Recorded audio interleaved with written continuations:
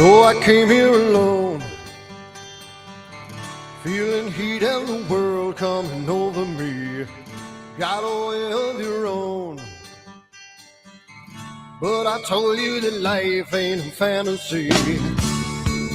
Now I watch you every day, turn it up, it's just your way. Rocket fuel runs through your brain, like I told you on the train, that it's the only thing she knows, the only thing she knows, the only thing she knows, that it's the only thing she knows. She knows. So it started to rain. Met a woman with eyes like a hurricane. Told her she was the one. And she left at the moon, calling me and said, now I watch you every day. Turn it up, it's just your way. Rocket fuel runs through your brain, like I told you on the train. Well, it's the only thing she knows. The only thing she knows, the only thing she knows, that it's the only thing she knows. Got up on the wrong side and got to burn again. That glass is looking brown today. You did not. Fucking delirious. Patriot. You did not. Oh man, I would have. Shit. I would have died to see that show. But we got 5 seconds, and here we go. Oh, we're live. We can't talk about this anymore. We're live. We're live. We're live. Let me change We're something live. real quick because Scotty is nowhere to be found. I don't know where Scotty is, but Scotty is Where MIA. is Scotty? Scotty is Oh, beat me up, Scotty. Hey. Did Scott say he had something to do tonight? He may have said he had something to do tonight. Oh, I don't know. I vaguely remember him saying that he had something to do, but if he gets back in time, he'll log in. I think I do remember him saying. Oh dear. And let me just change this real quick. Where's Eric? Eric? Where it is? Where it is? Where it is? Where it is?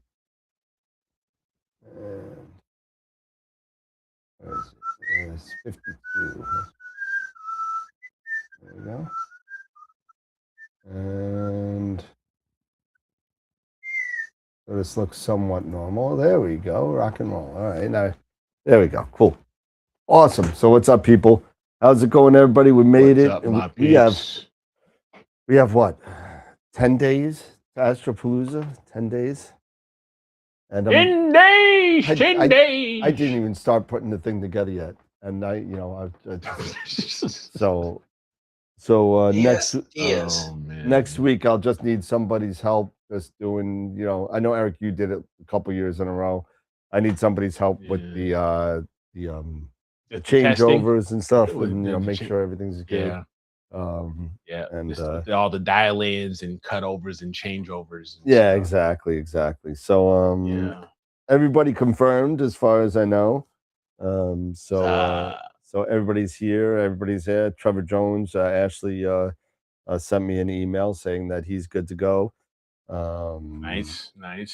Alba Astro, she's good to go. Who else? Masters of Pix Insight. Ron, definitely. Pete, most likely. Sweet. Steve. Cool. Steve Malley will be on. And Steve Miller. Steve Miller confirmed. And of course, Guido and Francisco, you guys better be ready if you're on the chat. So you better be ready. You better be ready. But I'm telling you now, you better be ready. Anyway. Yeah, so I'm just trying to get sorted here. My dinner will be coming down soon, I think. So Garçon. Garçon means boy. I got 2 girls upstairs. So Garsona. That may not work. So, God. but yes, I'm quoting a 25-year-old movie. Yes, I know. I'm dating myself. Well, so we saw your M42 God, yeah, I saw that. So it looked like it came out pretty good, man. It surprisingly came out. I was pleased. I was so happy because that image I took that data like 2 years ago, like in 2023, like in December of like 2023. Okay. And I tried using it and figuring it out back in in the past, and I just couldn't grasp it. I just didn't know what I was missing and stuff. And I was using APP more at the time and really just getting into Pix Insight. So it was like, all right.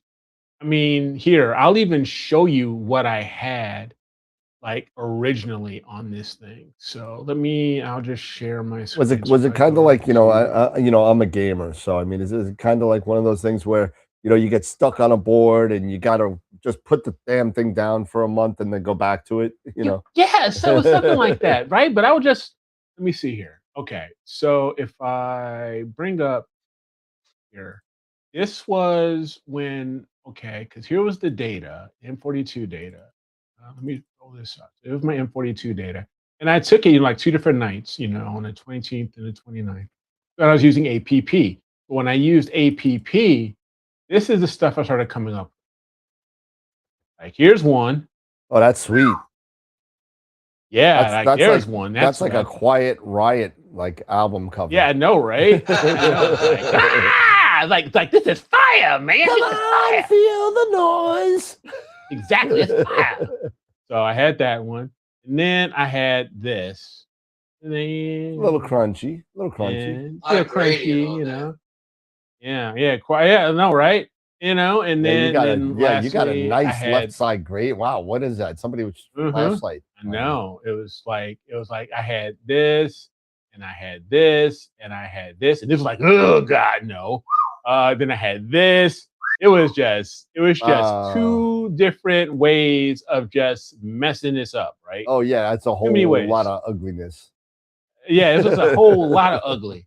And so I said, you know what? I know this is good data because the data looks good. You can see a lot of the clouds on the outside. A lot of the cloud. Yeah, you could see a lot, right? So it was just APP wasn't doing it for me. So I left it, and then I just a couple of days ago I had come across a video that someone, I can't remember the person's name, was talking about, doing M42, and they were using HDR composition. And I was like, wait a minute, the light bulb went out. And I was like, why didn't I do that? Because why didn't you do that? Because that's like, oh no, because that I remember why didn't I do that, right? The first M42 video that I ever looked at, there was 2 videos actually that I saw. It came out many years ago about how not to blow out the core of M42, and it talked about the steps to do that with what was it, MLT, or what was it, HDR comp? HDR comp. I'm sorry, HDR comp. Whoa, dude! I said, what was that? Okay. So the 2 videos that I remember seeing are Sean Nielsen's How Not to Blow Out M42 and Chuck's Astrophotography. Those were the 2. Chuck's was only like 2 minutes long, but he's like, this is how you do it, guys, and this is how you don't blow things up, and he did it in like 3 steps, and it was kind of cool, but it was able to get me to on the track of M42.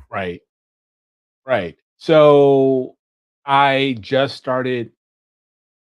I said, okay, I'm gonna go back. That's like because I was actually imaging M42 earlier, like this month, and I was like, it's kind of late to do M42. That's not that late. Because It's no, it's half not late. that late, but usually it's getting close because we're getting closer to galaxy season, right? So I Right. was like, wait a minute, don't I have some M42 data just floating around that I had done a lot of this multiple exposure stuff? Because I did all because I was using the 2600 mono. I did 10-second, 30-second, and 60-second.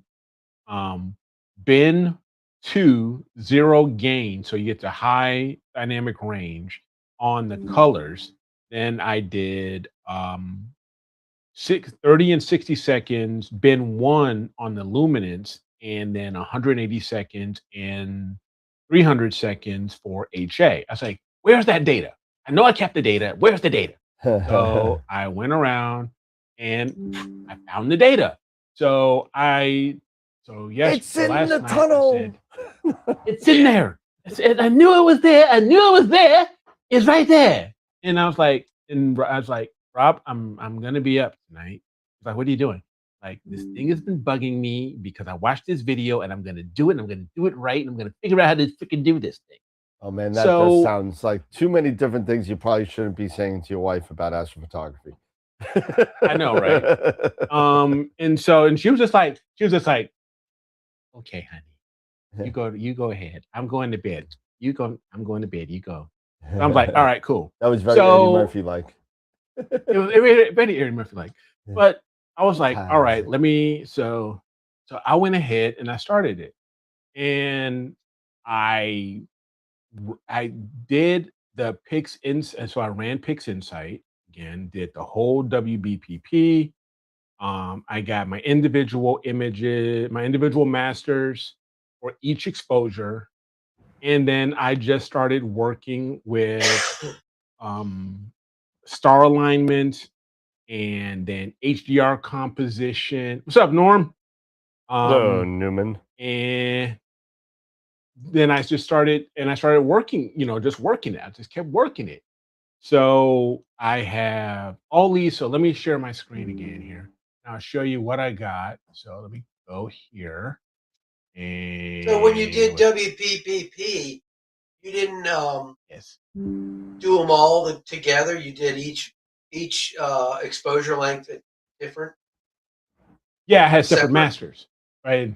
Yeah, so I had Well, separate but what I masters for mean each is different in exposure. WBPP, you can put all those files in there as long as you have everything in there, and it'll give you all the separate masters and And it'll give align you them. right. But Right. and you say you had to do star alignment. It didn't align them all together. It was it said so for some reason I was just going off of a lot of old information and stuff like that probably.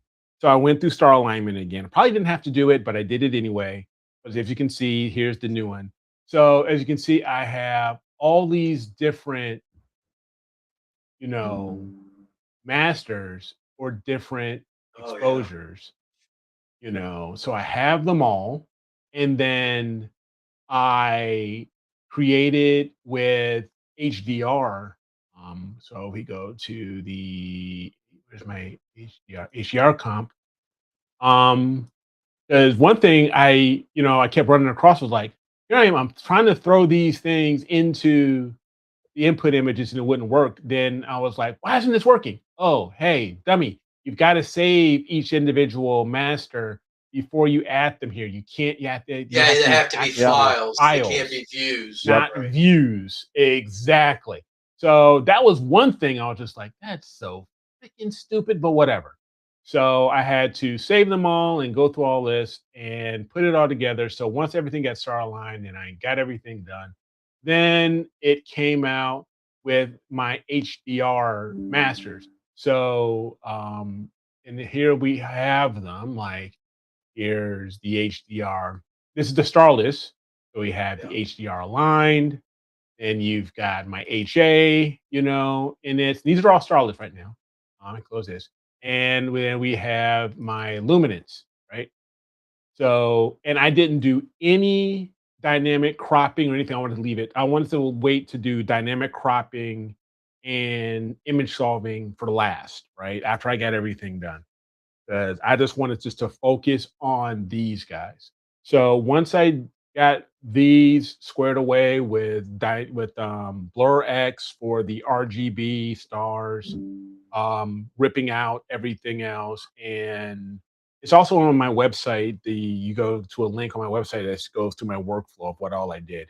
But it was putting all of this together and then going into image blend, right?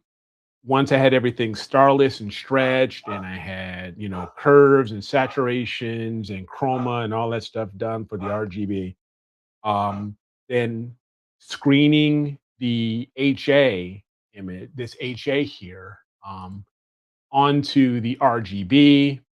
And then that came, and I was like, all right, there's that. So I think that one is here. So here is, no, where is it? It's one of these. Anyway, so you have this here. So I have this. And then my main goal, bottom line, what I wanted to do, because I kept doing it for every M42 I've ever done, right? I could not get the trapezium. I couldn't get those 4 little freaking stars in the core. And because I would always blow it out, right?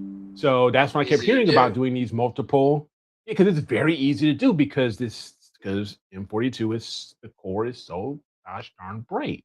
You know what the funny you've got thing is? 4 itty bitty stars is that you got 4 itty bitty stars making that kind of brightness, and you got 3 of them also. It's like, dang.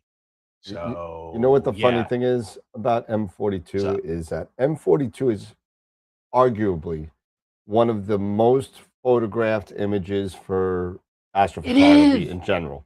It's probably that, and M31 are probably the two most, for just most overly photographed items ever. I mean, even seasoned astrophotographers go back to M42 to get it better and better. You want to know why they keep on going back to get it better and better? Because most people, it is such a disturbing object, M42. It is really disturbing because it is difficult to process. It really is kind of like one of those things that there is so much stuff going on of different brightnesses and different, it's very easy to screw it up. And like you were talking about, the trapezium, getting those 4 stars in that bright center to show is so it escapes people. It's a pain in the ass.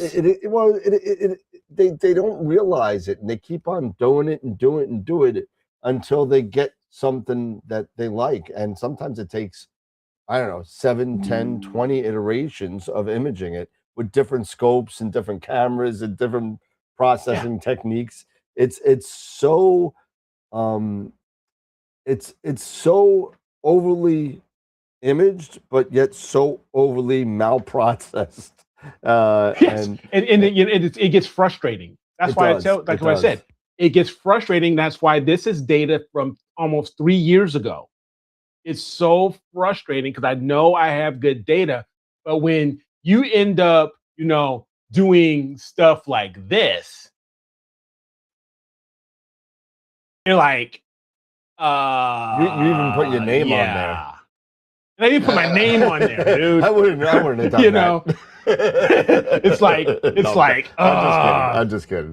Because because you keep going to so many different, because there's so many different ways to skin this guy, and I'll just keep beating myself up. I mean, even with this one, I did this narrowband RGB combination script that they had back in the day. I think they still have it floating around, and this wasn't that great either. So, I mean, it's just, you keep going back to this thing. So, I mean, taking the things that I learned about HDR composition and building that all out to bake these HDR masters. And also, even honestly, with Dave's, tutelage on image blend, that I've been soaking that information up.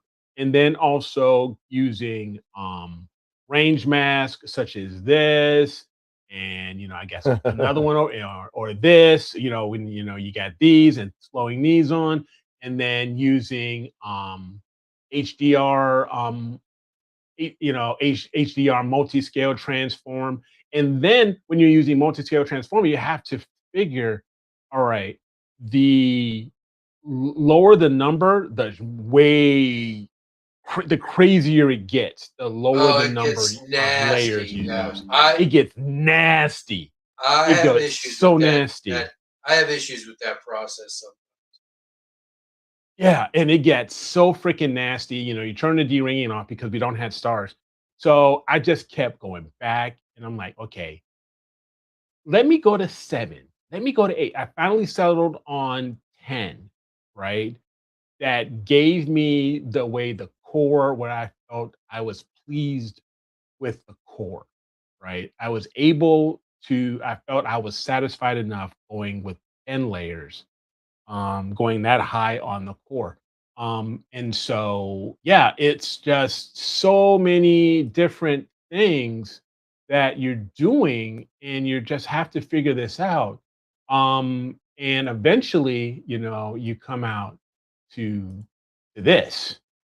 And I was like, okay, using image blend with the RGB as the base and the HA as the blend image, setting it to red. I went to a 50% opacity. Even though I had it set to red, I said it had a 50% opacity, just so I wasn't killing, or over reddening, right? The the Running Man and the core of, the body of the nebulae. I really wanted the HA for more of just, the gases in between M43 and the Running Man here, and to really pronounce around the wing, the wings here of M42. And when I finally, settled on that, and I just kept playing around and playing around, and then eventually, I went in there, and oh yeah, and I was like, there they are. I Yeah, was like, yeah, but that's it. you didn't get There 6. they are. What do you mean I didn't get 6? Only 4. No, The trapezium is 4. there are 6. There's an E and there's an F. Where there's an E and an F? There's an E and an F. No, you don't mess with me. I'm not playing Don't with mess you. with me, dude. I mean, you can't resolve it, but there's an E and an F. It's because there's 1, 2, 3, 4. Because the trapezium. As a matter of fact, I think Mikey Y, Yeah. I think actually imaged E and F with his 14-inch. Oh, with the sport. Oh, well, see, here I'm using the FLT91. I wasn't using the 14. Oh, you ain't gonna get that. No, I ain't gonna get that with no 3-inch, refractor. I'm not gonna get those other two. So No. whatever. I'm getting, I get what I can here. Well, you should have gotten E and F, man. You should just image like you know what 27 more hours or so. It'd be fine. Forget that. No, the glare of C and D is just totally like you're never gonna get it. Yeah. So I was like, yo, I got the 4. I was like, the cluster of 4. I was like, oh, hallelujah. And this core, honestly, it's not too strong. The core, I felt, doing the HDMR-T. Fine. I thought I had this. I can go back here. Let me go back.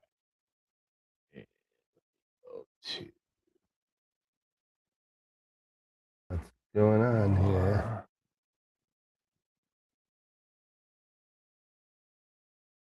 It's YouTube was having a problem yesterday. I wonder if YouTube was having. seems, but the videos.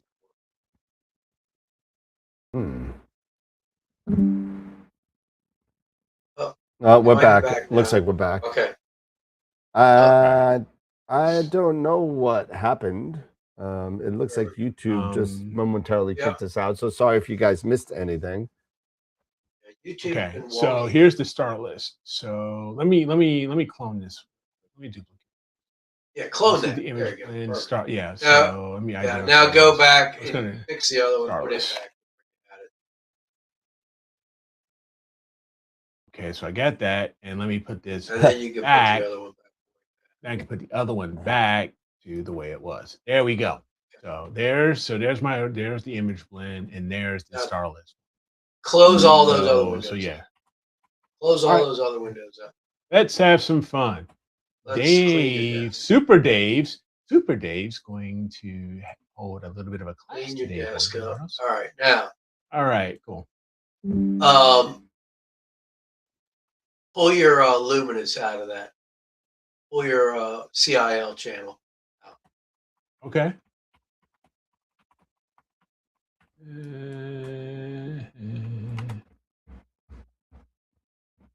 Okay. Okay.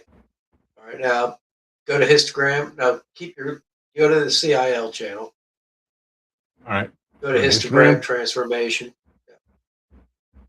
Okay. All of my stuff got messed up, so now there it is. So let me switch over. Click on your check mark. Just click on your check mark. This one. Okay. Now crush that thing. Pull that thing over to pull your mids to the left. Yeah. Yeah. Pull your mids to the left. Pull your black point way up. And get rid of all that background. Yeah, keep going. You're gonna make a mask out of this. Keep going. And bring your mids down a little bit more. Yeah, bring your mids back to the right a little bit. No, back to the right, yeah. Yeah, there you go. Okay. Okay. Can you pull your black point up a little bit more? Yeah, get rid of some of those spots in the background. That might be That's good. probably good. Yep. Okay. Now hit your square. Okay. Now go to convolution. Get rid of your histogram. Fuzz it out. Yeah, fuzz that up real good. Go to convolution. Slide the convolution over so we can see it a little bit. Yeah, hit your preview and there you go. Perfect. Yeah. Go more. And then yeah, maybe a little bit more. What? Bring it over a little more? No. Start fuzzing it out a little bit more. Yeah, that top one. The top one. Yep. There you go, right there. Yeah, that'll be good. Now hit the square. Okay, right, that's get out of that. All right. Close that. Now apply that as a mask to the other one. Okay. Now invert your mask. Control K. Invert your mask. Yep.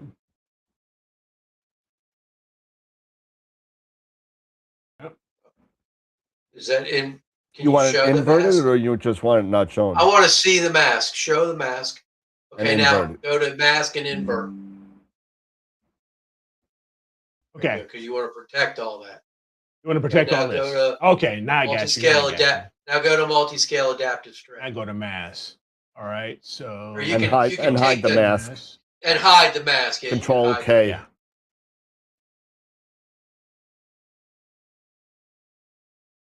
There you go. Now pull up your preview. Booyah. Look at all that extra stuff you have. Look at all that extra stuff. That's missing. Let's go. Let's go from there. Now you can there. Now you can play with your levels a little bit. I would bring your black point back to the left, your target background back to the left because it looks a little blue. Yeah, it does. So you can bring that back to the left a little bit. Kind of get rid of that blue. That's too much. Maybe not so much. It's too much. Well, try your aggressiveness. Pull your aggressiveness to the right some more.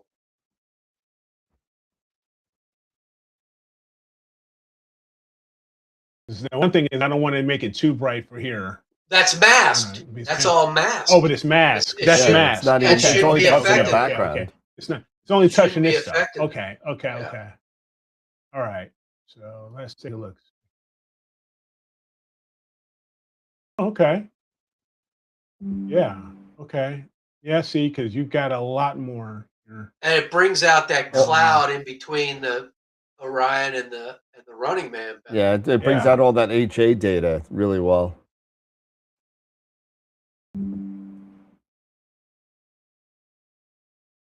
Okay. And then And- you could probably play with your dynamic compression a little bit. Bring that back to the Yep. left a little bit.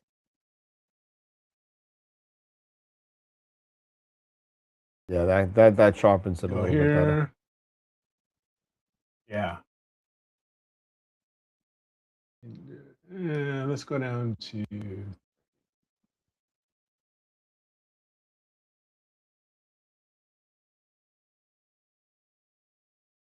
That looks pretty Go to good. transport image. But I Okay, mean, yeah, well, look at that's look how much more data is in that background. Yep. And can you just zoom But in this on the is- trapezium again? yeah. Can you zoom in on that real quick? Because that's still there. Yep. There. There they are. Still There there. they are. Okay, they're still there. I mean, obviously, you're starless. It couldn't even take the stars out. It's You know, so it's bright so in there, funny. right? Yeah. It's so because it's so freaking bright, right? That's Star what I wanted to Exterminator. see. Star Exterminator didn't even realize they were They didn't there. realize there were stars in there. Right. So, That's okay. Okay. They're so, young. They don't know any better. They're like kids. So okay. So if let me bring this down here, I can see. All right. And let me go back to the previous preview. All right. All right. I guess I can see what you're saying. Yeah, because you've got a lot more, especially here, a lot more definition on the outsides here around the Running Man and around all of Nebula itself, and around the wings. Yeah, of the and nebula. one of the things, like when you're adding HA to something like this, to an RGB image, which there's a lot of RGB, you Yeah. You could may have not done even that. need the luminance either. Correct. I But, I do mean, it. Yeah, because right now it's in there. You could have done like a continuum subtraction, and Okay. maybe that would have helped with separating that HA, all that stuff. That's all because if you pull up just your HA image, pull up just your HA image real quick. I mean, look how much stuff Close is in. this. Yep. Yeah. That's all around the outside Yeah. All around here. that you're not going to get in the red. Yeah.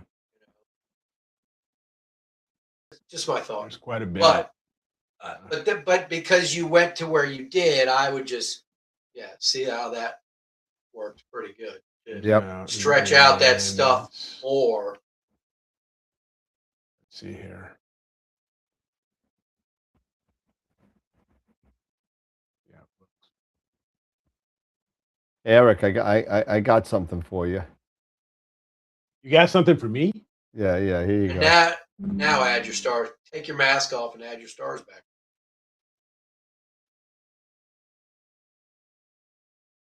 All right. And if we go back to image plane, we go here to the image in start. Starless. Okay. And we go here to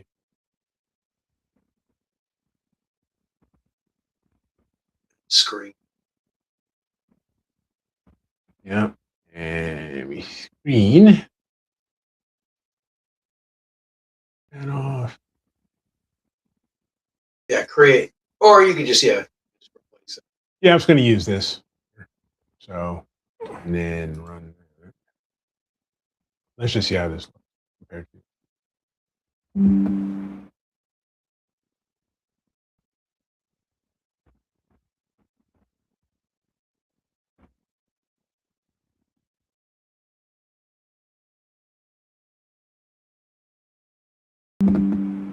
So here's the new one.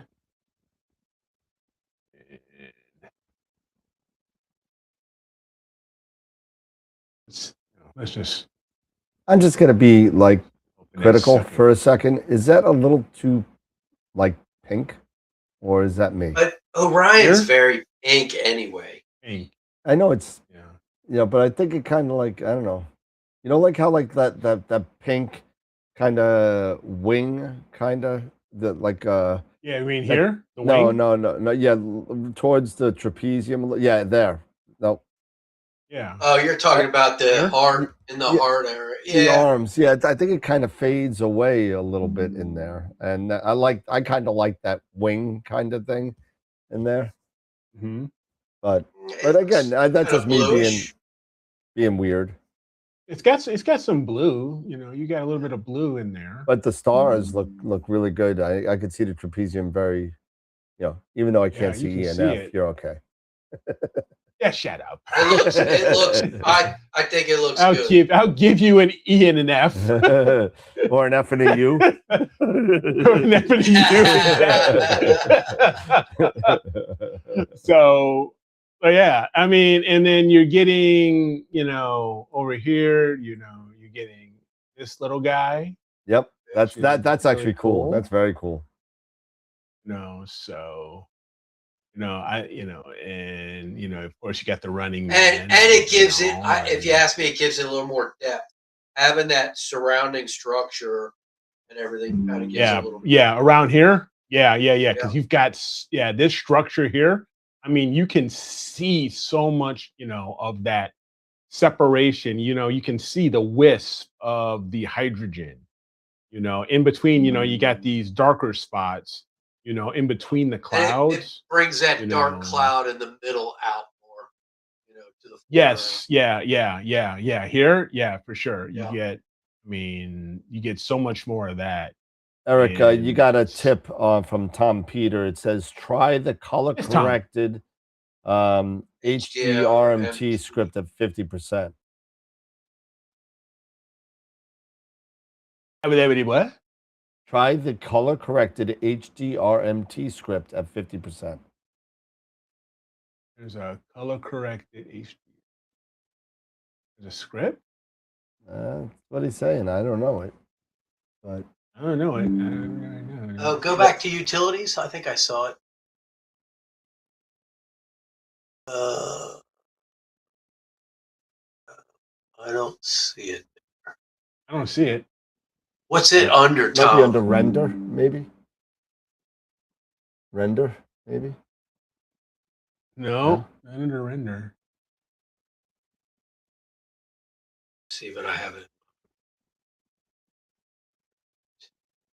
I was never aware of that script. There's so many different scripts. There's so many different scripts, dude. Come on. I don't see this one. Just stay away from NRG in our band RGB. I mean, that's utilities, but you got to download it from Russ Croman if you didn't download it yet. Okay. Oh, it's a Russ Croman? Okay. Yep. It's a Russ Croman? Okay. Well, then it's good. Yep. Yeah.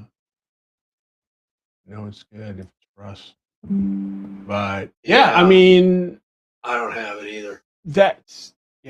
I mean, even here, the main goal, for me to work on this was to especially control the core, because you can just even here, you can, like, my God, you can see how, just ridiculous how bright it is. Yeah. But to get those four little guys, to say that, when you get that four little guys and you got these guys down here and one up here, that for me personally, this was a win. This was a win-win, just so I can get these guys and have the core look still kind of natural versus my other.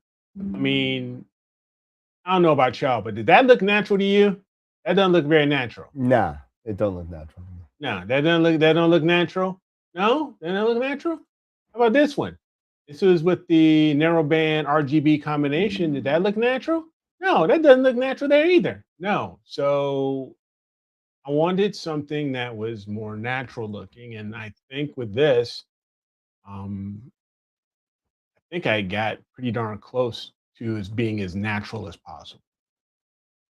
Cool. You But know, especially, you know, using HDR, you know, HDR composition. Learn that, especially when you're dealing with stuff like this, because I would also say another target which this would be good for would be Andromeda, Yep. Core. perhaps. Right core. You know, for its core, for because it's, you know, things with that bright core. Yeah, and you want to take smaller, you know, shorter exposures to control the core. Yeah, that would be this and M31 would be the ones that HDR composition would be really, really good for. Maybe you could tell me if HDR will work for this. I don't know. Maybe, you know, let's see. Okay, let me see what you got. You know, you go here. There. What in the world? That is my first image of M42 taken February 4th, almost to the day, 26 years ago. Yeah, you got the trapezium. Yeah, and look what I got. Trapezium, look what I got. I got 26 years ago, and I still got. It's a little bit out of focus, but you know what? I wonder if like Blurx will do anything for this. But you know, we'll see. I'm just gonna. I should just. Is this a TIFF? This is a TIFF. I should throw it in there just for the hell of it and see what it does. But yeah, that's my first. That is a one-shot image of M42 26 years ago from my backyard in Long Island. How many seconds was that? How many seconds was that? I think it was like 30 seconds. Okay. Yeah. Nice. I don't even know. It's so old. It doesn't have a lot of description except the date and the time. You know. But yeah. Okay. Yeah, let's see what we can do with that. Yeah, we can probably work with that. Maybe. Yeah, right. Yeah, we can work with it. Sure. Yeah, you can work with that. You can work with that. Yeah. You can work with that. Yeah. Use it as toilet paper. Absolutely. I got one more that's pretty bad too. I mean, again, these are really old pictures. I mean, and here we go. Dude, was that you, like, you know, clean shaven with the green screen? Yeah, that's me. Yeah. Yeah. That's me. Oh God. And let's see if I got any. I'm sorry if I put any weird pictures up here that are, you know, not appropriate for YouTube. But here you go. Here's some M42. Okay. 2019. Oh, there's one earlier. There's 2019. No, that can't be 2019. That's got to be. That was when it was uploaded. Yeah, that's when it was uploaded. And I don't know. I got so much stuff in here. It don't matter. I'm getting off of the rails here. But I'll go back to the tree up. There we go. Get rid of that. There you go. There you go. Nice. Yeah. So, Tom, no, I don't have that, but I'll go to Russell's website and look for that color corrected HDRMT script and I'll take a look at it and see and learn how to use it, because I'd like script, you gotta figure out how to use it and all that. Combine your image with my image and see what it looked like. Okay. Well, if you want, I can send you the data and you can have some fun. Just send me the image. See if Yeah, I'll send you the image, or hell, I'll send you the image. If you want they want the full res XIF file, I'll see the XISF file or whatever. You just let me know if you want it. If you want, because I can get you the Starlist one if you want the Starlist one, or whatever. Here, I'll show you mine. See if I can Okay. share. What is it? Hey, Corin, you just missed it. You just missed my whole HDR composition presentation on M42. It was a good one. Yeah, I'll show you this real quick. This is Hey, why can't I share my screen? because I blocked you. Oh, you son of a- No, I'm just kidding. It's there. It's there. I can't block you. It's saying I can't. That's someone you have the little button, right, that says the little computer. And I'm hitting it, and it comes up. It says Chrome tab, window, entire screen. Yeah. So which one?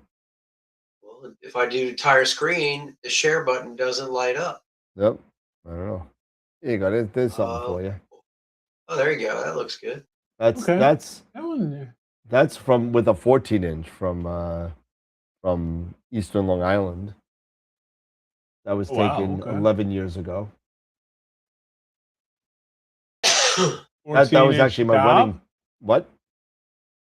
No, 14-inch original Celestron. Schmidt. Yep. Oh, wow. Okay. Yep. That was when I was first playing around with things a little bit with M42. All right. That came out pretty good.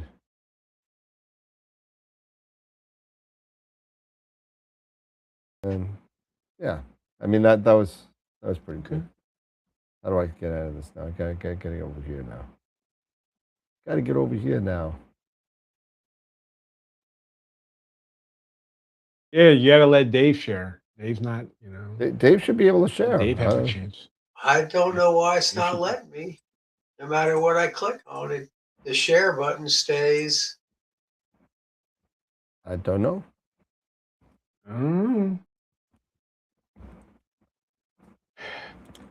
Yeah, but it's it was this was a very good learning experience. Yeah, it sounds like it. It came out really good though. Yeah, thanks. I mean, I'm not mad at it. I mean, this one for me is a keeper. Well, if you got mad at it, it's kind of like getting mad at the hammer after you smash your thumb, Exactly. So what am I doing tonight in Texas? Texas, I'm doing the embryo, looks like. What is that? What is it? NGC 1333? Embryo? Yeah, 1333, I believe. Oh, and I was sent a message of, and I'm going to read it real quick from one of our members, Mark. And this is something that kind of concerned me regarding satellites in the sky. Oh my gosh, it's ridiculous. It is freaking There's a couple of new satellite proposals, one from a company called Reflect Orbital. I'll turn the camera this way, even though Reflect Orbital. And hold on to that, Dave, just for a second. I want to see it. Pull it up. Their plan. No, keep going, Dan. Their plan is to illuminate Earth at night. They come from a company called Reflect Orbital, which plans to deploy satellites fitted with in-space mirrors to beam reflected sunlight back to Earth at night, marketed as Sunlight on Demand. They say the company says the system could extend daylight for solar farms or be sold to cities to illuminate streets at brightness levels exceeding 3 times that of the full moon. Oh. Why? Such illumination would introduce an entirely new source of artificial night light with far-reaching consequences, including disruption to wildlife, ecosystems that depend on natural cycles of light and dark, as well as serious public safety concerns. On top of that, SpaceX has another. Oh God! Don't get me started with SpaceX, dude. Has another proposal out there going to Congress as well, to the FCC. I'm sorry, not to Congress, to the FCC. These are all proposals to the FCC that are going in or out, depending on what they say. Their proposal is to launch 1 million new satellites into low Earth orbit. 1 million satellites, describing it as filing as orbital data centers as part of an expansion of its AI infrastructure. To put that number in perspective, there are currently about 14,500 active satellites now in low Earth orbit. Approving the request would increase that figure by nearly 70 times. Once deployment begins on that scale, potentially involving thousands of launches each year, the effects on the night sky, orbital congestion, and the broader environment would be extraordinarily difficult to reverse.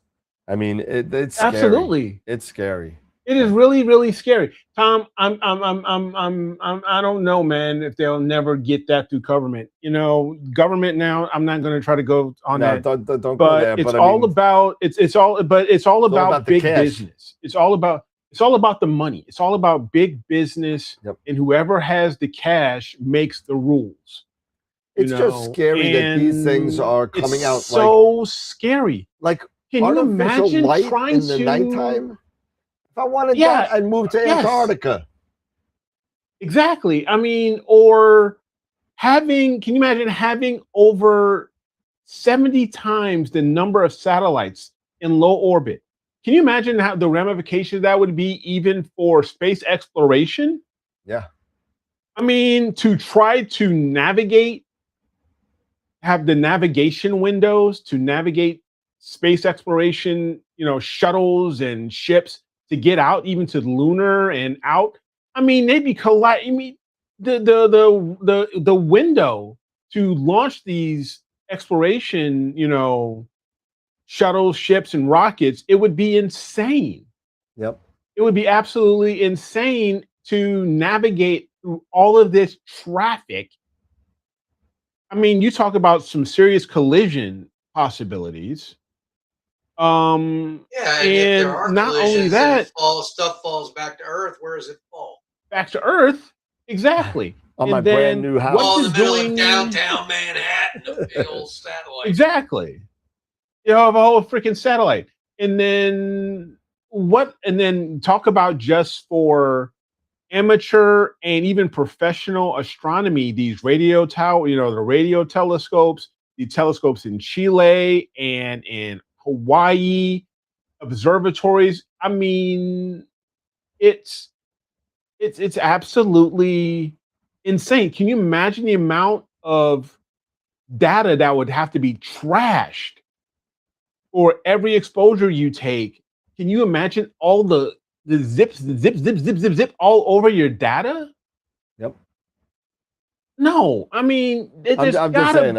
This is all about the almighty dollar. Yep, I got to thank Mark who sent that article to me, and I didn't even read about it. I probably wouldn't have even known about it because I stay far away from any news that I possibly can. But it's like the plague. And I don't blame you. It's kind of disturbing that these things are even allowed to kind of exist. I'm not even talking about the million satellites that SpaceX is going to put up, but artificial light at night. Is inherently that would destroy us. That would destroy us. I mean, as human would beings. have to buy houses. I mean, granted, there are ways that they could take these. I did a little reading on it. That all of a sudden the Earth isn't going to be this big giant light bulb. Only the places that pay for it would get the reflection of the light. However, think about the effect that would have with your current light domes, right? Your current areas of light. Now all of a sudden, where you have Bortle 7 in one side and Bortle 5 in the other side, streaking down from the air. Yeah, so it's crazy. So I mean, it's something to look out for. And there is a website. I'll actually send the website. You can actually write to the FCC regarding it. And kind of like one of those congressman letters type thing. You could actually do that. and I'll send it. And again, I gotta thank Mark for sending this to me. It's called.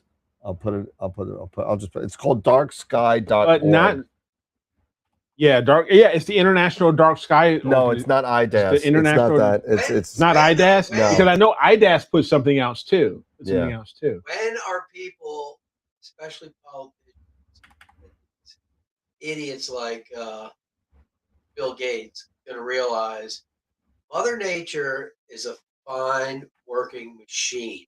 There's no need to F with it. She does just fine by herself. One of these days, she's going to shake us off like a fleas on a dog. We're not going to have anything to say about it when she decides to do it. So just leave her alone. Let her do her thing naturally. You know, these. And I don't see how you can. They can adjust and do this and do that and affect the way things are and affect the weather and affect this. Are convoluted. They have no clue what they're dealing with. They have absolutely no freaking clue, dude. None. There's a reason. Okay, I'm all for human innovation and progress and all that stuff, but there has to be an understanding that just because you can make something doesn't mean you should put it into use. It doesn't mean it's a good idea. It doesn't mean it's a good idea just because you can make it. It's like the nuclear bomb. Just because you can make it doesn't mean it was a good idea to use it. You know, it's ridiculous. I just put the link in the chat for darksky.org. Yeah. And you could actually, if you go down, I'll actually share my screen and I'll show it to you on the screen because I think this is really important to all of us. And I'm going to share this. It's important even more than it's more important as people. Astronomy. Yeah, you know. It's important society in general. But here it is. Like this article was put out about a week ago. And it tells you a little bit about it, and you could actually how to submit a public comment to the FCC. There are all the steps of what to do, and if you're so inclined, and if you think it's really important, you could actually donate to them if you want. So it's kind of one of these things that we all stand not only as astrophotographers, but as just basic human beings, especially the reflect orbital part of it. I mean, I'm not saying, SpaceX is any better, but I'm just thinking about, just our way of life will be totally, as humans, will be totally disrupted. And I think that's a big problem. So that's just my own personal thought. No, you're absolutely right, Dan. I mean,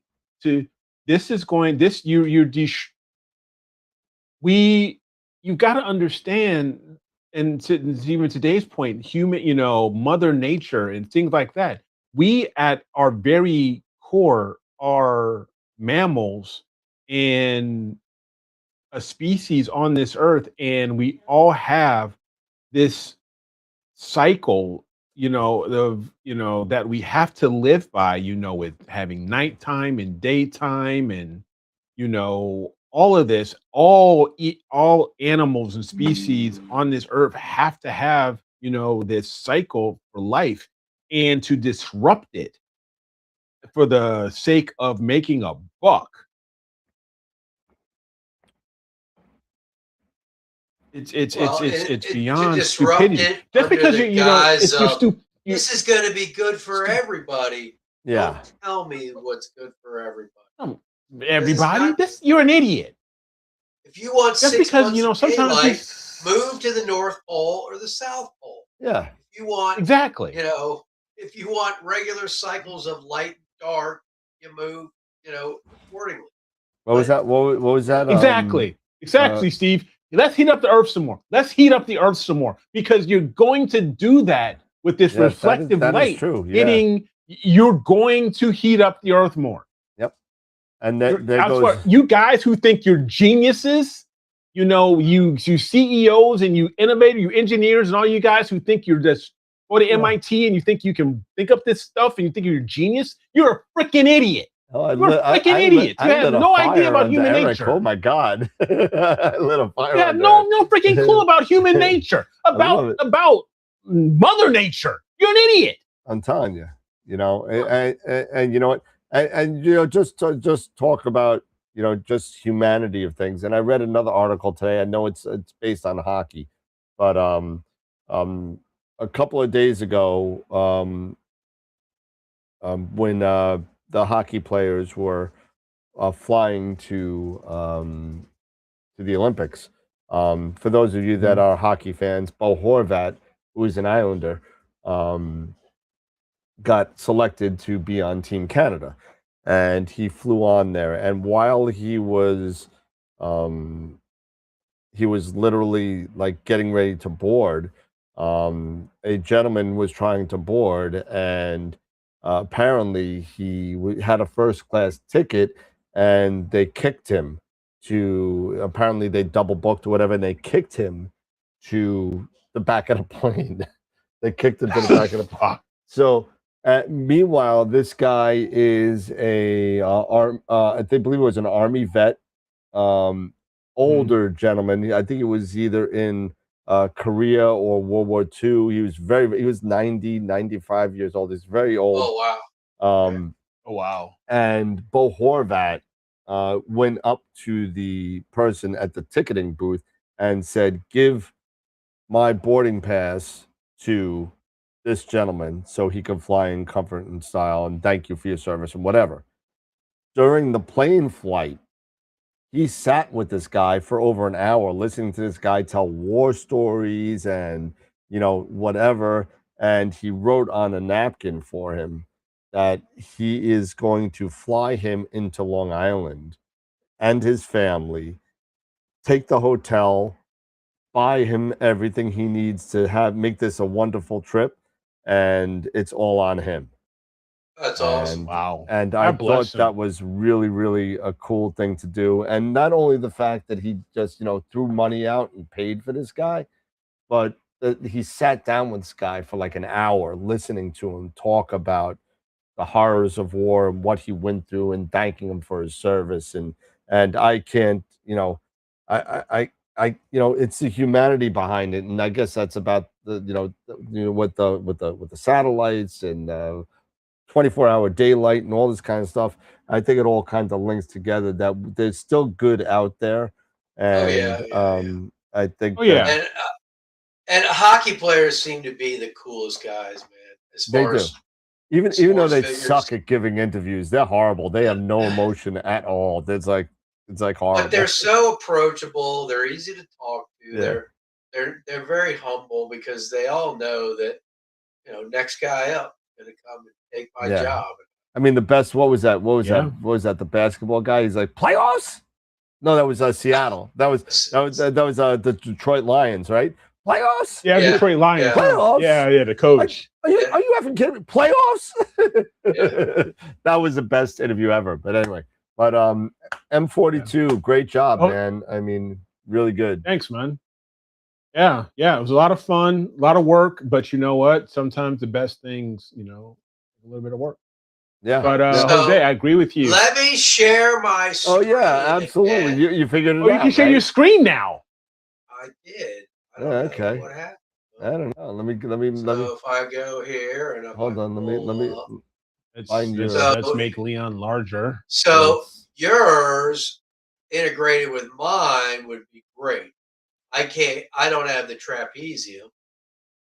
Well, you got a wider field too. But I do have a lot of good stuff over here. Oh yeah, you got here. Yep. And I think my stars look. Your stars look good. The brightest. Your stars are nice and round. They look good. And I got a lot more of them. I noticed you really eliminated a lot of stars. I guess you reduced. I don't know how. I must have with deconvolution. Probably reduced them more in Blur. Yeah, with Blur X. Yeah. But see, like, I mean, all this stuff that I got over here. Yeah. And then my center cloud, I think, looks pretty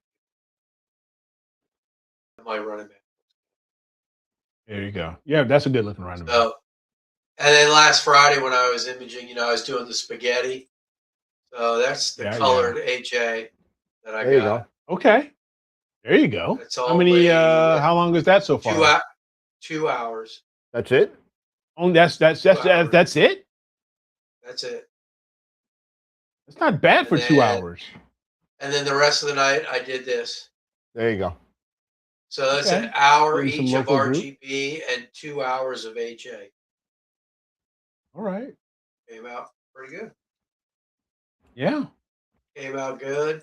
I like the framing of that. Where's the other guy? Yep. Got this little guy over here, and I got that guy there, and got this guy up here. Up there, yeah. That's good framing. That's very similar to the framing that I'm doing with my M81. Yeah. So I thought it came out good. For only no, it did 5 hours. So I can't. Yeah.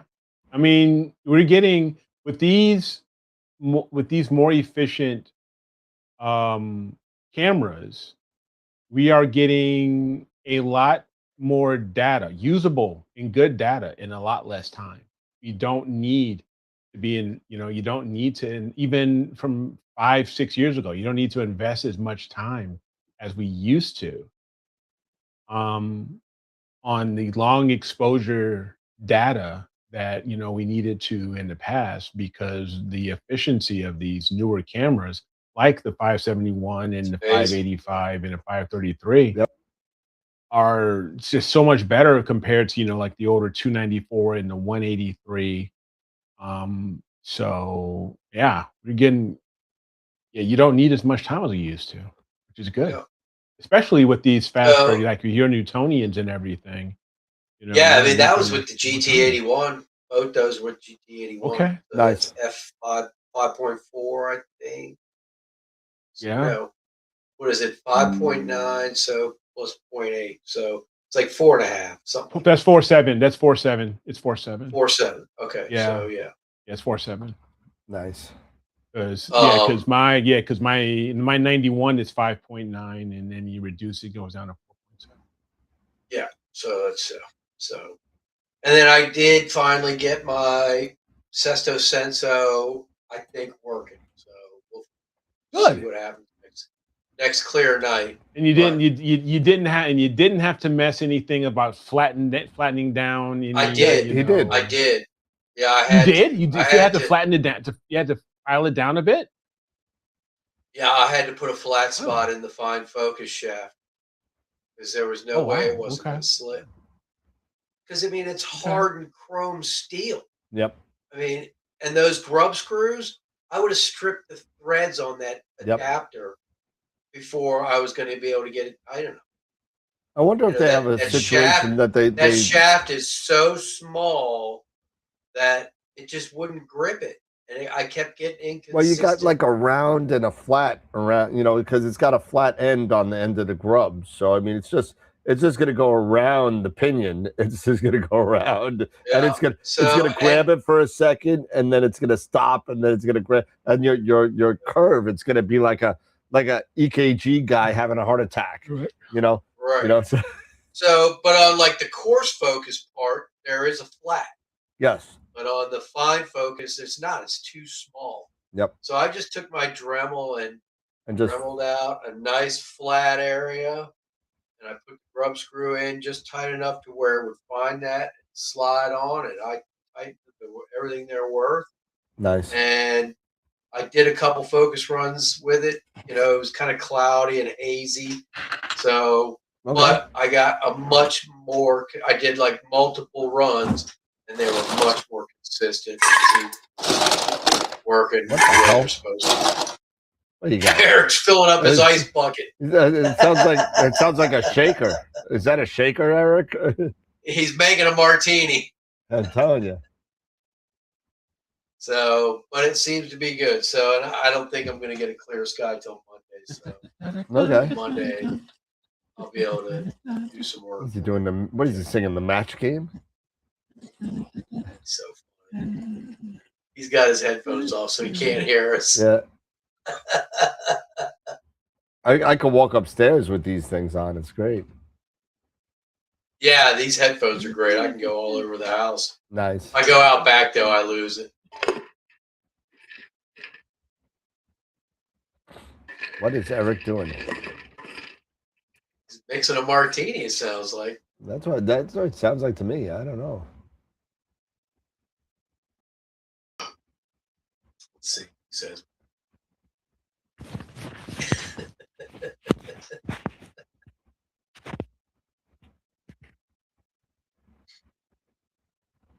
So my total steps, once I got all that fixed, 103,000 steps. 103? From zero to full focus, full out.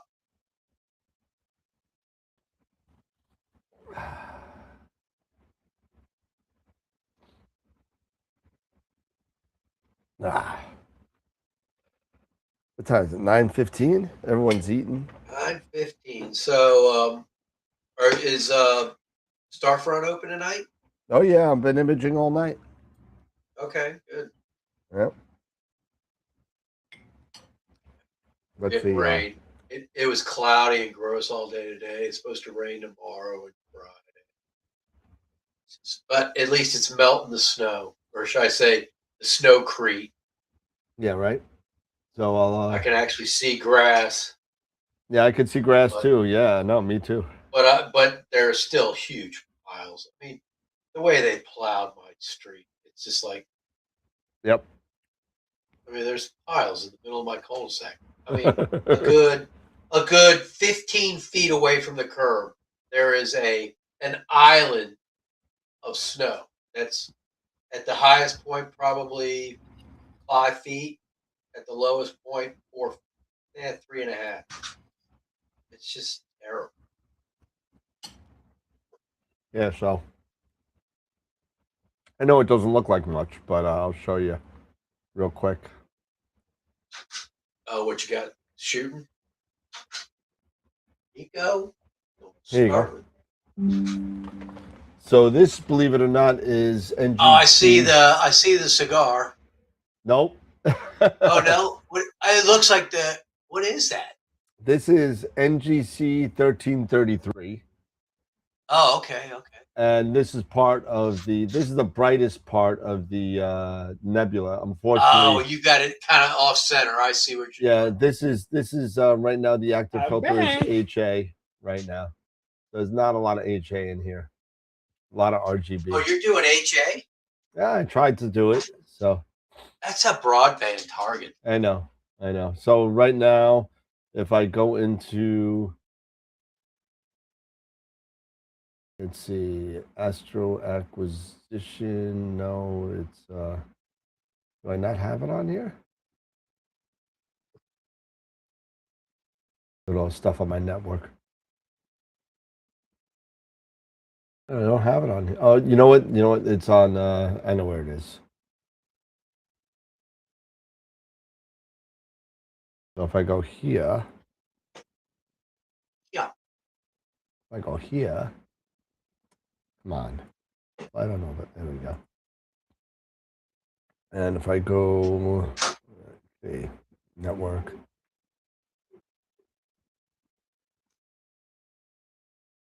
What happened to my stuff here?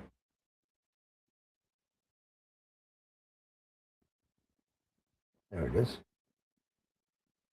And if I go to NGC, what am I doing? NGC 1333. Yeah, I got a couple of dates, but here are all my lights here. So I got blue, green, HA, luminance, O3, red, S2. I did everything. I did the whole gamut.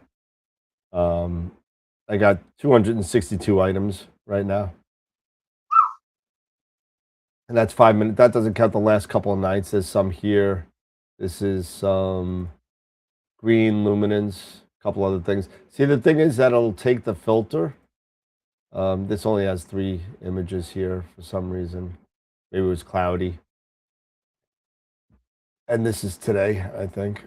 So there's some green, and they're doing some HAS too. So it's probably looks like it's finishing up because there's not a lot of each filter taken. So Gotcha. if I go into here and I see plugins and I go into target scheduler, right, which I'm already in, and I go under target management, I think, if I remember right. And if I go under projects and Nexus, and let's see, where is 1333, which is here. Oh, right there, yeah. Okay. And settings. Where is the, hold on a second.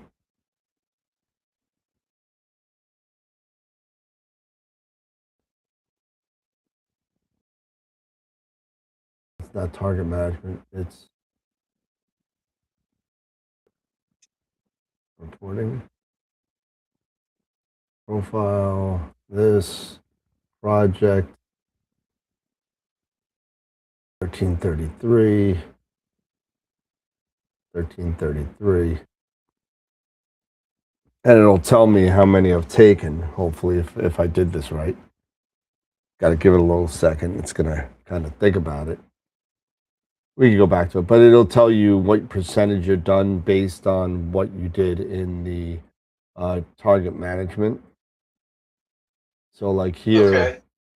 Yeah. in NGC 1333, it's got to be under, you got to look under the, come on. And so here, so you see, it's like 99, 97, 100%, 100%. So I'm almost there. I'm almost done with this. I need some green and some luminance. I got all the blue. I got all the red. Yeah, your luminance is the least amount, it looks like. I got 60 minutes of luminance here. Well, say you only had like Isn't this now the 27%. time to do it? It might have started with the moon out. I mean, it could have done a couple of things, Right, you know. So right. so I just let it go on a thing. Now I don't know why I have 120 narrowband for this. I think I copied the wrong file here, because you're right, Dave. It is a broadband image, not a narrowband image. Yeah. So it looks like it's taking a lot of narrowband stuff, which it shouldn't be doing. So I could actually change that. And just get your luminance and your green. Yeah. So if I go into here and I go into edit, right? And I change this to, because we want more broadband than anything. So let's change this to 120, right? Yeah. And let's change RGB. We could go 30, 30, 30 on that. And then we'll change this because we got enough of all this. We don't need any of this. Get this out of the way. I don't need any more. I don't need oxygen. There's nothing. There's almost nothing. Yeah, you won't get any oxygen out of there. So we'll just change that to 0. We'll change that to, well, let me do 0. So let me say. Oh, you can't click on that and hit the trash can and just trash it? I can. I could do, I got to do it. I got to save this and then trash it here. Yeah. And I'll trash the sulfur that's 97%. And I'll trash, and that's at 100, so it won't take anything. So now it'll just do the green and the luminance and finish up. So, and that's desired 30 frames each? It's 35 minutes, so it's 150 minutes. 150, 150, 150, and 600 on the luminance. Okay. And then I already got 600 in the HA. So you know, it looks like it might have changed because, like, I did a lot of profile templates. Do me a favor, go over your options. In my options, where? In here? Left sidebar. No, left sidebar all the way over. Go to autofocus. So you do 175 and 50. Okay. Yeah, 175 and 50 for the Sesto 2. Okay. And it seems to work. I mean, look at that curve. I mean, it's a beautiful curve. Yeah. So, and it's repeatable. So, I mean, it's been like that the whole time. So. Yeah, that's a nice curve. You like my curves, huh? And that's on what? That's on the fine focus. Oh yeah. Oh yeah. Okay. All right. And look at it guiding. I mean, it's ridiculous. 3 pixels is the high. You know. I'm at 0.16 total. You get a little bloom on those stars. That might be a little bit out of focus. You know, I'm not too worried about it. Well, it doesn't look your point on your histogram there looks good. Yeah, no, it's good. It doesn't flatten out. What camera are you using? Which one is in there? I think it's the Sedna 178. 178? Yep. Or the 174? No, 178. So you may want to put a filter. I can, but you know what? If I'm guiding at 0.16, 0.18, I mean, I guess you can't complain. I'm not even gonna. Why improve on it, right? So I mean, just leave it alone. It's why? Working. You know, I mean, if you look at my imaging tab right now, I'm at 0.19, 0.18. I mean, it's pretty flat. I'm not even worried about it. The stars look great. I mean, I'm not even gonna mess with it. Yeah. You know. And that's a 5-minute. No, it's not a 5-minute shot. That's the last focus shot. But I mean, yeah, it was the last focus. But I mean, I can't complain with the way this has been running. This has been running really good.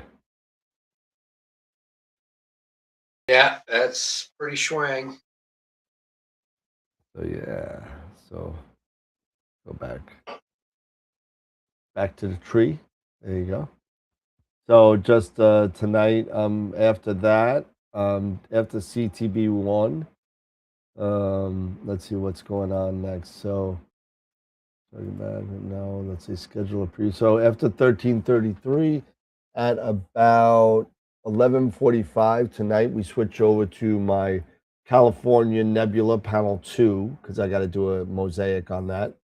And then we almost complete finally the Astronomy Meets D&D project with M97.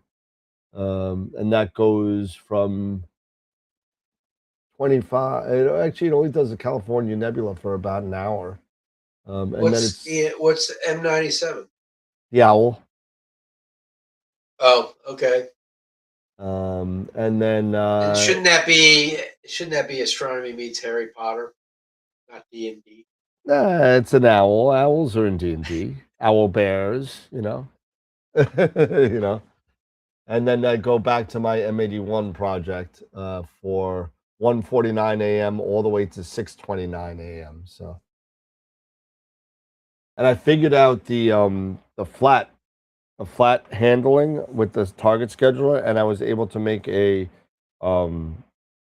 wait for time to do the target scheduler flats. So it will rotate the camera for each project that I did, and it won't go 5 days without taking the flats. So every 5 days, it's going to take new flats. So I can compile that. So your rotator is behind the coma corrector, right? Yes. Yeah, so you have to have Yep. the right rotation. Yep. So yeah, because so it's the coma corrector goes in first, and everything builds behind that. Yeah, so that's I'll tell you, that's one thing because I don't have a rotator, and if I want to change it, I just go out and manually rotate it. But it won't affect my flats because you don't get dust motes and everything off the reflection of the mirror. Right. But I still got a couple of dust motes that I need to get out. There's like one right at the top that I can see.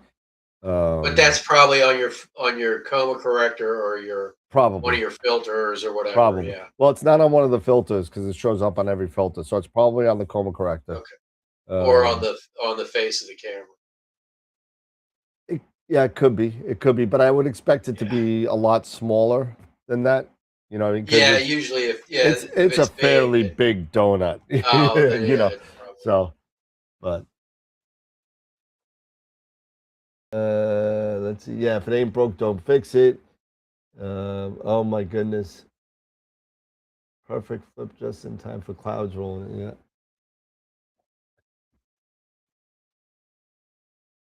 Eric, are you there or did you crash? Oh, there you are. Okay, No, you I'm moved. here. Okay, all right. I thought you were stuck. I'm here. You're like, he's reading his phone. Yeah, I'm reading my phone. So I know we don't sell it, but what are you guys' thoughts now that they have released the AM7? I saw Trevor did a thing on it. He put his C. Yeah, he did a thing on it. Yeah, with Ashley. Put I his know. I big saw the spin picture. on it. Yeah, he put a C11, is that what he C11 on has? there. Okay, Yeah, he had a C11, so he put that on there. He also put, he had, I think, like an ASCAR 150, 135 or something like that. Yeah, something like that. He Was put a it? big refractor on there. Yeah, Yep. big refractor. Big one. But I knew it was coming at some point. I mean, it was only a matter of time, you know, for them to now start. So you can finally bringing say, out "Welcome to the these- club, ZWO. You finally got a 44-pound capacity harmonic mount. It only took you 7 years, but it's okay." Yeah, it only took you a while, but you know, hey. I'll tell you one thing though. I mean, when he was slewing it in his video, I was like, man, that thing's loud. I was like, when I slew my WD-20, you can't even hear it. No, it's nothing. As a matter of fact, I just installed. I did a repair on somebody for their board. They broke it. WD-20. The WD-20, yeah, the Warp Astro one. Yeah. Yeah. So like I had friends over for Super Bowl. We were watching Super Bowl. He geeks out over all my stuff that I have. But I had my Carbon Star inside sitting on the tripod with WD-20. So I plugged it in, I turned everything on, I logged in. I was like, watch this thing. And I slewed it. You know, I just picked the target. You know, obviously it's inside the line, but it thought it was slewing to the right place. But you know, and it slews fast. You can't even hear it. It's like can't even hear it. I was shocked when I was testing the one when I put the board in, and I had that lovely brain fart. I was like, east west is what, and north south is what, and so it seems like it's working right. So I mean, you know, so I'm gonna send it back. So does the motherboard just sit right behind that front plate?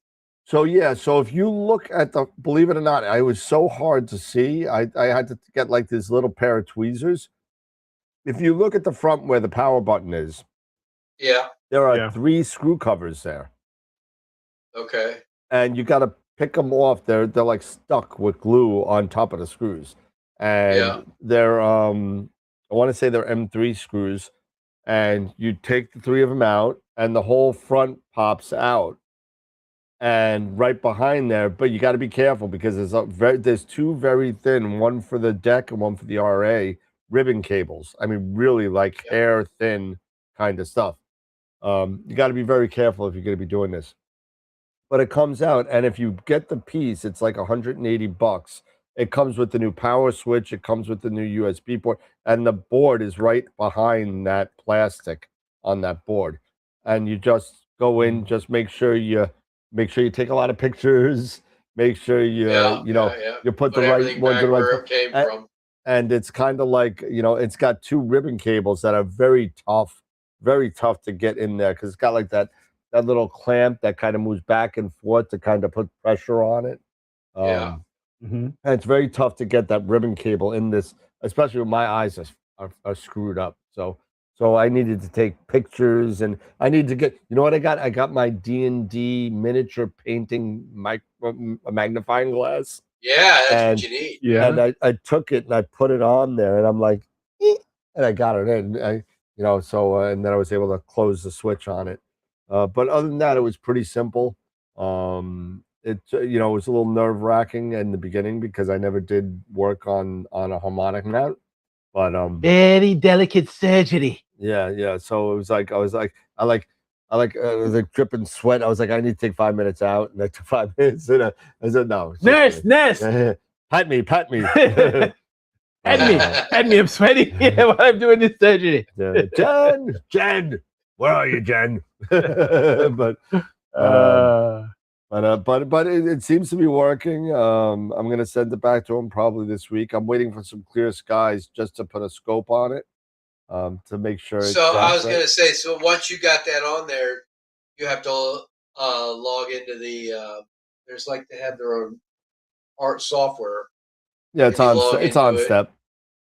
Yeah, on step. So the on step software and set the motors up and everything like that. Well, no, you just sit there and you log on, and it's just like EQ mod, more or less, and you sit there and you run it. It's not really a big deal. I just want to make sure the RA and the deck are moving the right ways, and tracking correctly and that kind of stuff. So. Speaking of EQ mod, I just can't believe how quiet that is. Yeah, it's really quiet. I'm starting. I tell you, I'm using the Wave 150 now. It's out there with the refractor on there because I moved the Schmidt over to the 60. But Green Swamp is nice. I know it is. Green Swamp is really cool.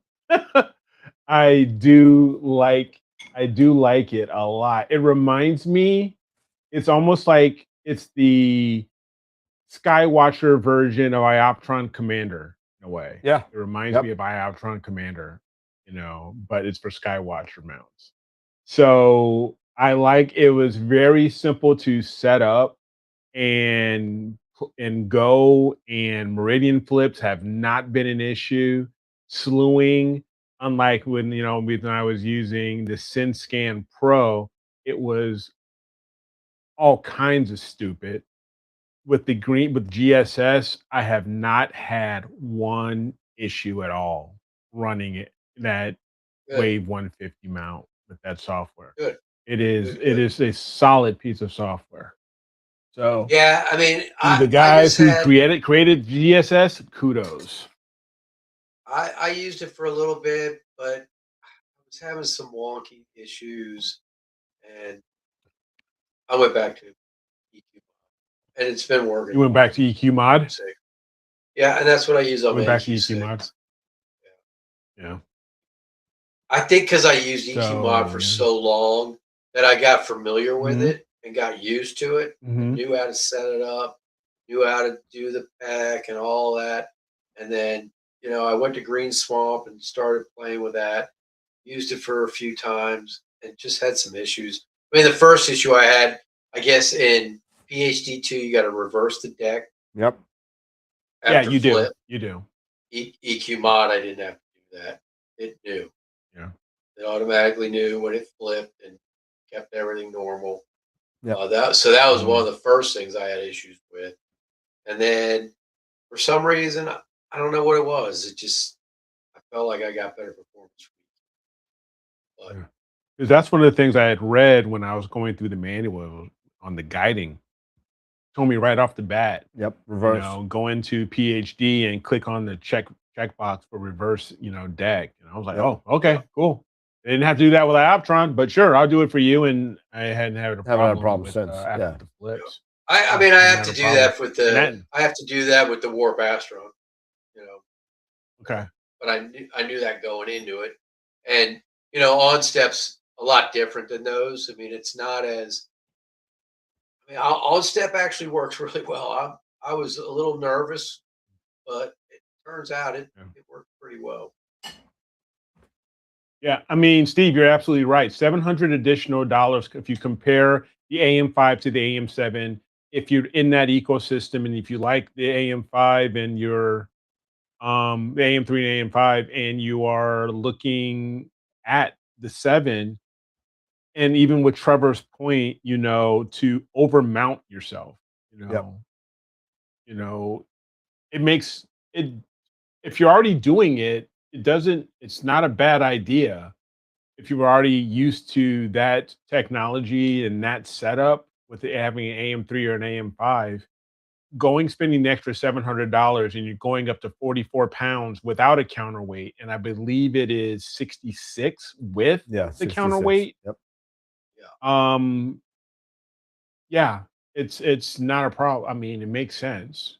So the heck with me with the 150, it's 44 without, and I want to say it's about 63 or 64 with a counterweight. So for me, for me personally, having going to Skywatcher's been great.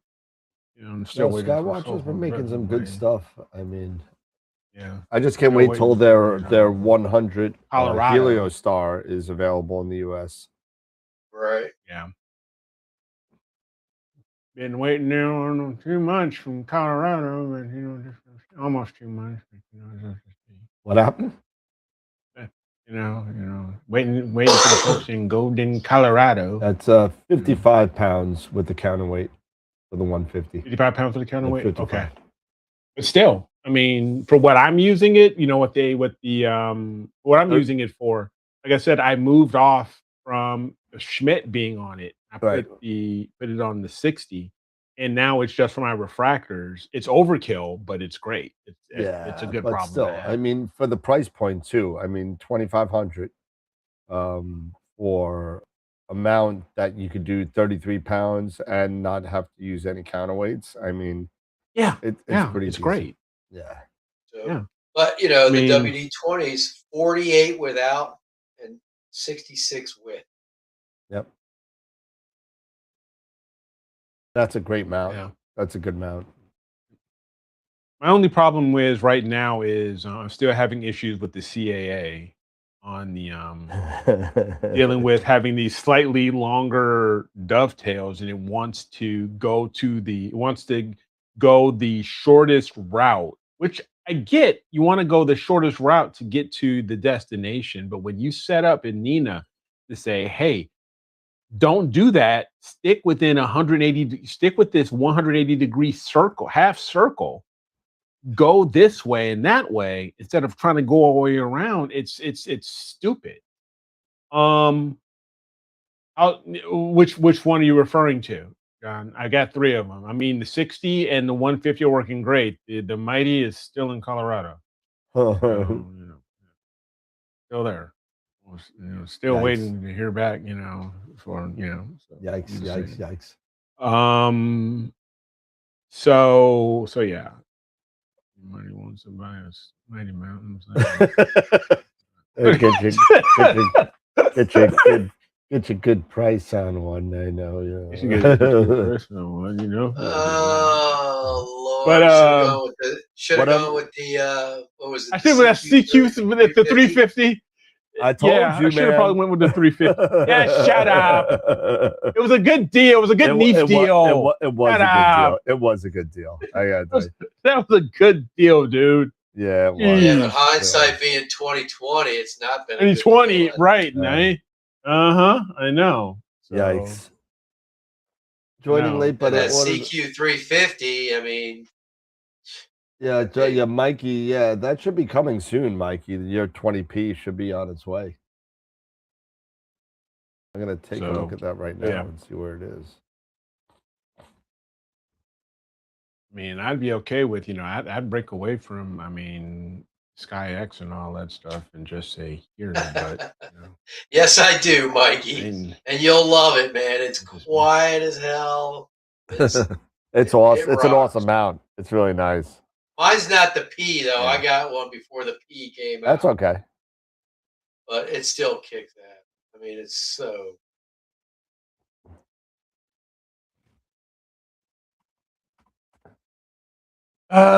So anyway, don't forget, everybody, we are getting close to AstroPalooza and announcing image of the year. So don't forget to go to the website and hopefully get the calendar out. I've been putting the word out to get people to vote. So so please get the word out to your astronomy clubs and your friends and family. If you have a image that's in competition for either the novice or the experience bracket, tell your family, tell your friends, tell them to go to AstroWorldWeb.com, you know, and go to the image of the year page and go vote. So definitely do not forget. So we're going to make the announcement on that Saturday, AstroPalooza next Saturday. So get your votes in, because come Friday we're gonna kill it at Friday. We're gonna so we can make the announcement on Saturday. All right, we are a little over time. That's all right. So it's all good. I hope everybody's been having a great time, and those who have been hanging out with us will really appreciate it. Any final thoughts, mi amigos? Yeah, give me 1 second.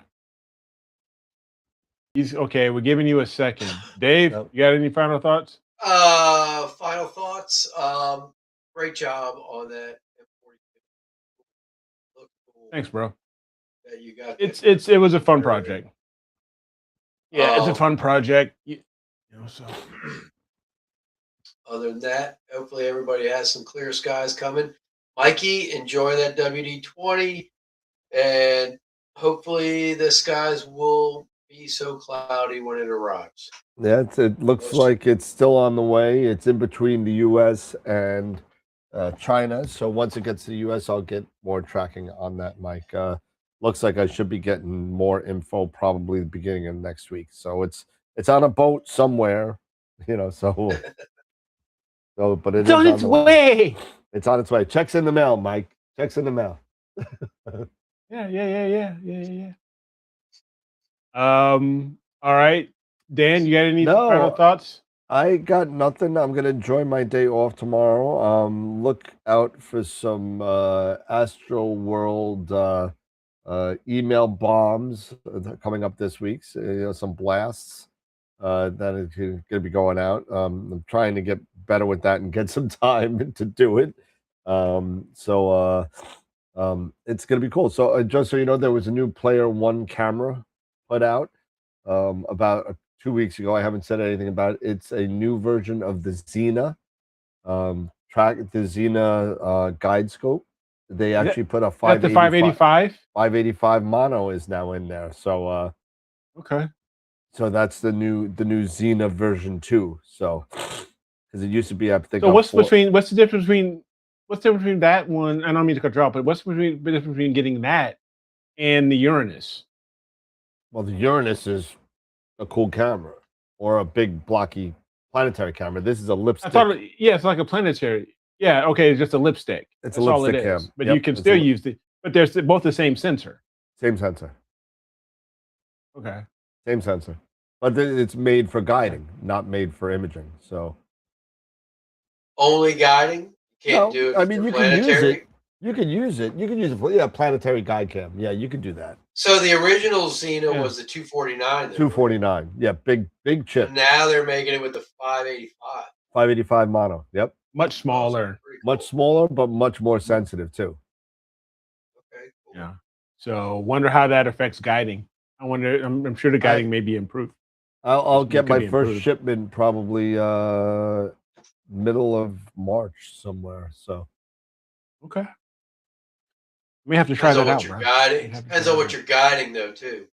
Yeah, absolutely. Because yes, smaller pixels, you might have to bin it. Yep. Yeah, it depends. Should be good. On should what be your good. main OTA is. All right, folks. Well, it's been a good Wednesday. Thank you guys, everybody, for hanging out with us. Don't forget before you leave to give a thumbs up. Don't forget to vote when you're in. Don't forget to vote for Image of the Year. And don't forget to get your entries in for February's Image of the Month contest. So, because we're going to get that all set up so we can get that voting in March. But until Friday, you guys have a great one. So keep imaging, keep educating in clear skies, and we will see you guys on Friday. Take care, everybody. That'll be our last. Just so you know, that'll be our last show before AstroPalooza. So. Last show Friday will be show 499. So 499. Have a nice night, everybody. See you Friday. See you guys. Later.